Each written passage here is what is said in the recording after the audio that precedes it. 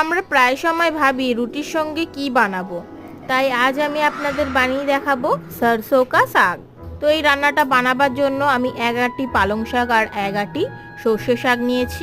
আপনারা পালং শাকের পরিবর্তে বেথুয়া শাকও দিতে পারেন। শাকটাকে কুচি করে কেটে আমি একটা কুকারের মধ্যে 2টো কাঁচা লঙ্কা আর নুন হলুদ দিয়ে ভালো করে সেদ্ধ করে নেব। ওই সেদ্ধ শাকের মধ্যে আমি 3 চামচ ভুট্টার আটা দিয়ে দেব। একটা ডাল কাটার সাহায্যে আমি খুব ভালো করে সব কিছুকে মিশিয়ে নেব।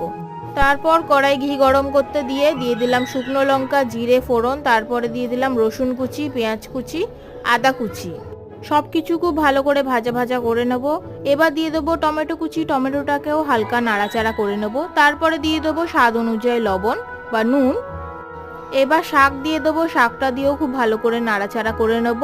ওপর থেকে মাখন দিয়ে নামিয়ে নিলেই কিন্তু সরসো কা শাক পরিবেশনের জন্য তৈরি।